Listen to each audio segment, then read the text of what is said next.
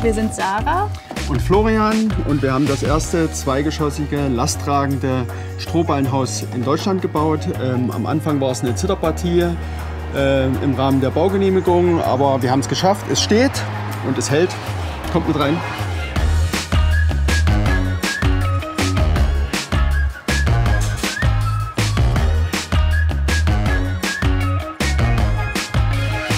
Ja, wir befinden uns hier im Erdgeschoss unseres Strohballenhauses und hier findet das Leben statt.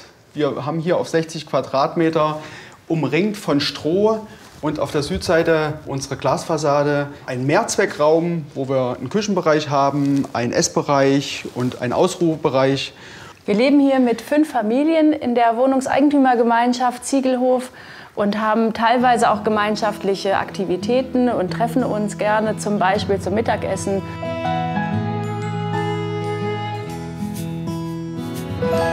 Wir befinden uns hier im Küchenbereich, wo gekocht wird, wo kommuniziert wird, also auch immer in direkten Beziehungen auch hier zum Wohnbereich. Und das Besondere an dieser Küche ist, dass wir hier alte Balken verbaut haben von einem Gebäude, was hier an der Stelle dieses neuen Strohballenhauses gestanden hat.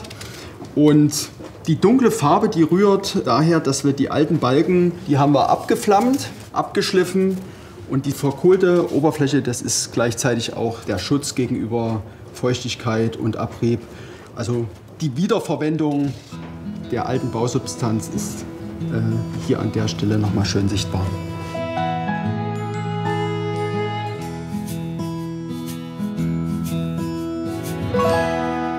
Geplant war das in weiter Ferne bestimmt, dass wir uns ein Haus bauen, aber wir sind uns ja im Studium begegnet und da waren die finanziellen Mittel natürlich noch nicht in dem Maße vorhanden, dass wir jetzt direkt loslegen konnten, ein Haus zu bauen. Aber das Hobby, alte Gebäude anzugucken und vielleicht auch das Glück zu haben, ein ganz günstiges hier zu bekommen, das hat uns, glaube ich, auch angetrieben, immer weiter zu gucken. Es hat dann doch noch ein bisschen gedauert, das Grundstück mit den damals 4 teilweise sehr desolaten Gebäuden zu erwerben. Und wir wollten mit 2 Familien diese Scheune umbauen und ausbauen.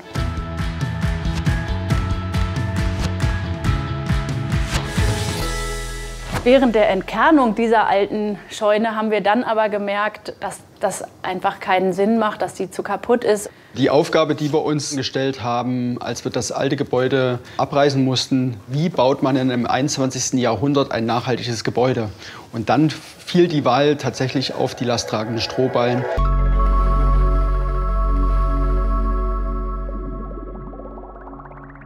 Unser Tisch, der ist ja aus deiner WG, ne? Aus deiner WG-Zeit in Taubach, oder? Ja, genau.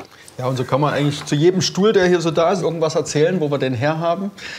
Aber zurück zum Haus. Unser Stroh ist ca. 3 Kilometer entfernt vom Bauern nebenan auf dem Feld gewachsen. Selbst die Strohernte war spannend, weil Florian ist dann losgefahren mit dem Bauern aufs Feld und wir waren alle aufgeregt, weil jetzt die Strohballen gepresst werden sollten, die dann hier verbaut werden sollten. Und dann fing es an zu regnen. Und für unser Haus mussten wir noch mal 3 Tage warten, dass ein anderes Feld dann soweit war und das Stroh dort trocken. Und dann wurde das Stroh gepresst und dann hierher gefahren. Es hört sich auch immer alles ganz einfach an, aber man muss auch einiges beachten. Nämlich, wenn man die Strohballen vom Feld nebenan zum Bauen eines Hauses benutzt, dann muss man auch nachweisen gegenüber dem Bauamt, dass die Ballen geeignet sind dafür. Das heißt, 10 Ballen von der ganzen Charge sind in die Material- und Prüfanstalt gebracht worden hier in Weimar. Und dort wurde extra eine Presse oder eine Druckpresse, die die Messungen vornehmen kann, gebaut.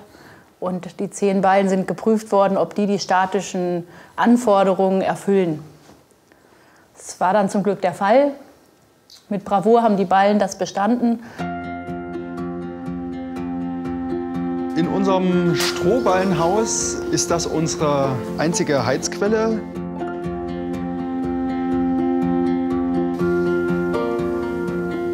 Hier ist die erste Stelle, wo es warm wird. Das sieht man auch, da passt man gern hin. Die Strohballen haben so eine gute isolierende Wirkung, dass wir auf eine Zentralheizung verzichten können. Im Winter haben wir im Erdgeschoss dadurch eine sehr angenehme Raumtemperatur. Im Obergeschoss kann es bei bewölktem Wetter, weil jetzt 1, 2 Wochen lang keine Sonne scheint, dazu kommen, dass es doch frisch wird. Die Betriebskosten liegen mit dieser minimalen Holzheizvariante und in Kombination mit unserer Solaranlage im Jahr bei 0 €. Wir haben auf dem Dach eine Photovoltaikanlage, mit der wir Strom erzeugen, den wir überwiegend einspeisen und gleichzeitig versuchen, wenn die Sonne scheint, unseren Boiler anzumachen und die Spülmaschine und alle technischen Geräte, die Strom brauchen. Falls wir abends die Geräte einschalten, dann wiederum haben wir Strom von den Stadtwerken und der Ausgleich ist finanziell in guten Jahren und wenn wir gut schaffen, unsere eigene Energie zu nutzen, im Endeffekt ein Plusgeschäft und davon kann man dann noch die Holzkosten tragen. Und wie dick unsere Wände sind, das zeigen wir euch gerne jetzt. Hier kann man ganz schön sehen an der Fensterleibung unserer 1,20 Meter dicken Strohballenwände. Und hier liegen 3, 4 Strohballen übereinander. Hier sind wir auf unserer Sonnenterrasse, die nach Südwesten ausgerichtet ist, am Giebel des Hauses, etwas abgewandt von der restlichen Wohngemeinschaft, sodass wir hier unseren privaten Außenraum gestalten können.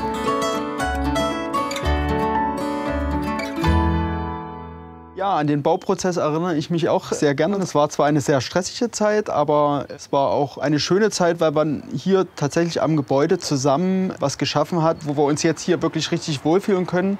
Wir haben auf jeden Fall komplett Rückendeckung gehabt und Hilfe. Angefangen bei Flo's Vater, der Lehmbauer ist und von vornherein begeistert war, dass wir ein Strohballenhaus bauen wollen. Und meine beiden Brüder haben sich die Klinke in die Hand gegeben und abwechselnd mitgeholfen, aber waren auch ganz viel beteiligt. Mein Vater an manchen Positionen auch. Und darüber hinaus auch noch weitere Cousins und Freunde. Und es war ein reges Treiben. Ein Strohballengebäude kann man aus der jetzigen Sicht rückwirkend auch nur mit der Familie stemmen, weil eine Anleitung, wie das tatsächlich geht, die steht jetzt in keinem Lehrbuch und es hat auch noch keine Firma in Deutschland tatsächlich auch von vorne bis hinten mal erarbeitet. Das heißt, an der Stelle ist es sozusagen auch Neuland.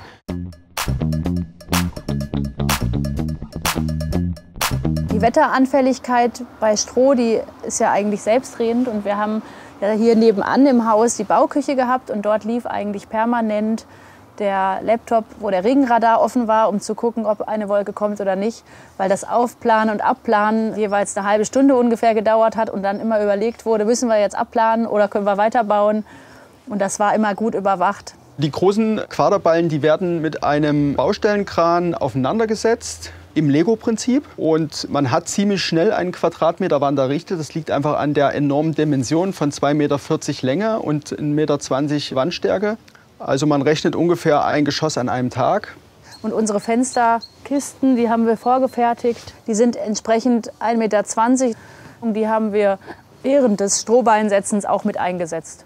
Wenn wir jetzt die Baupreise vergleichen von einem Strohballenhaus und in einem konventionellen Haus, sind wir da etwa in dem gleichen Metier unterwegs. Und wenn wir aber weiterdenken, dann haben wir mit dem Strohballenhaus eine extrem gute Dämmung. Und dadurch haben wir die Betriebskosten so niedrig. In dem Vergleich, würde ich behaupten, schneiden wir mit dem Strohballenhaus extrem gut ab. Ja, die Kinder haben an der Stelle tatsächlich auch mitgeplant. Wir hatten denen vorgeschlagen, großes Kinderzimmer mit nur einzelnen kleinen Bereichen. Aber nein, das musste unbedingt jeder ein einzelnes Zimmer haben. Da war kein Weg, der daran vorbeiführte. Außerdem haben sie sich gewünscht, dass wir unbedingt weiße Wände in den Kinderzimmern haben. Ja, und wie die weißen Lehmwände aussehen, das können wir euch gleich zeigen. Die befinden sich im Obergeschoss und da gehen wir über unsere Außentreppe nach oben. Kommt mit!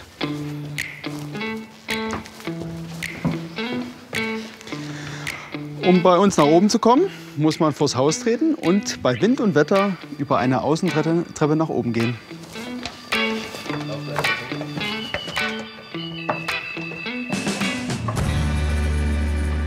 Ich habe das schätzen gelernt, dass ich jeden Tag erst mal morgens einmal rausgehe, bevor ich dann rein zum Frühstücken gehe. Weil man einmal schon Kontakt aufnimmt mit der Außenwelt, mit dem Wetter und einfach weiß, was an dem Tag auf einen wartet.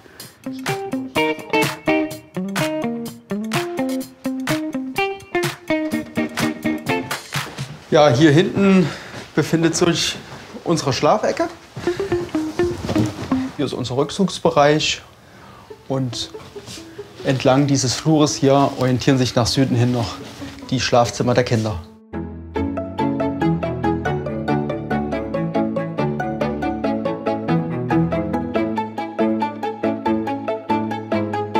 Dass wir unsere Schlafnische hier im Obergeschoss nicht abgetrennt haben, das hat auch Vorteile, weil man kriegt auch mit, wenn die Kinder abends von einer Party nach Hause kommen, dann ist zwar erstmal ein bisschen Trubel, aber man kann dann getrost weiter schlafen, weil man merkt, okay, alle sind nach Hause gekommen. Wir haben zwar nicht unseren Rückzugsbereich, aber wir sind nah am Leben dran. Bei der Planung der Kinderzimmer waren unsere Kinder nicht immer unserer Meinung und haben gesagt, sie wollen eigentlich geschliffenen Estrich und keinen Holzfußboden und sie wollen auch auf jeden Fall weiße Wände. Und zu den weißen Wänden konnten wir dann noch sagen, gut, das ist nachvollziehbar, da können wir auch mitgehen. Und haben dafür dann glücklicherweise weißen Ton bekommen. Und dann haben wir mit Hilfe von diesem weißen Ton selbst den Lehm angemischt. Hier ist unser Badezimmer. Da haben wir, wie bei allen Innenraumtüren, auch alte Türen verwendet und die aufgearbeitet und abgeschliffen. Und Florian hat dann neue Rahmen gebaut. Genau, vielleicht können wir einfach mal reingehen.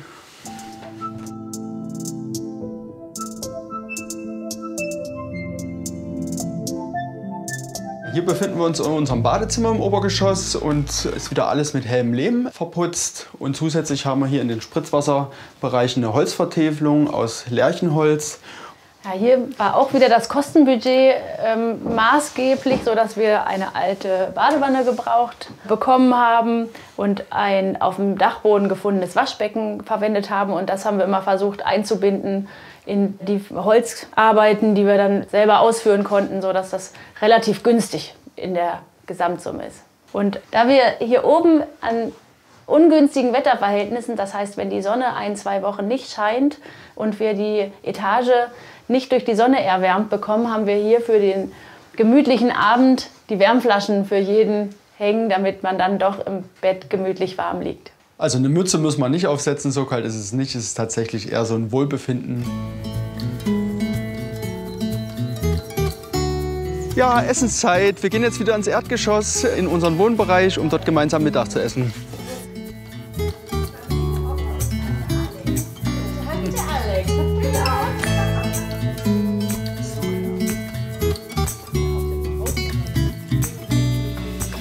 Wir hatten heute Alexandra zu Gast, mit der wir wohnen, leben und arbeiten. Genau, ich stelle uns ja eigentlich immer als Mitbewohner vor. Wir haben uns beim Bauen hier eigentlich erst kennengelernt und das Wichtigste war, dass die Zwischenmenschlichkeit funktioniert. Und da wir, glaube ich, beide Familien sehr wohlwollend waren in dieser Richtung, hat das so gut funktioniert. Und wir hatten natürlich Sarah und Flo als große Zugpferde mit einer handwerklichen Familie und das Ganze von Null auf bis zum Dach mitzuerrichten, das war ein tolles Erlebnis. Außer Stroh haben wir in unserem Haus viele natürliche Baustoffe verbaut, unter anderem auch der Fußboden. Wir haben uns hier geeinigt, einen Ahornfußboden zu wählen aus einer Vollholzdiele. Und man muss dazu sagen, so ein Fußboden, der muss auch gepflegt werden, ja? Der muss regelmäßig gereinigt werden. Und das Besondere hier an dem Ahornfußboden ist, dass die rohe Holzoberfläche, dass die versiegelt werden muss. Das haben wir hier mit Marseiller Seife gemacht. Und die Pflege sieht so aus, dass alle 2 Wochen die komplette Oberfläche einmal mit warmem Wasser abgezogen wird. Also die alte Seife, die schmutzige Seife wird runtergenommen und dann wird mit heißer Seife, mit heißer Marseiller Seife nochmal der gesamte Boden eingeseift. Ja? Und das ergibt dann nochmal eine sehr, sehr angenehme, weiche Oberfläche. Und man geht hier auch sehr, sehr gerne barfuß über den Fußboden. Es dauert dann zwar 2-3 Stunden, so eine 60 Quadratmeter Fläche zu pflegen, aber es ist für den Boden und für mich selber jedes Mal ein wunderschönes Erlebnis.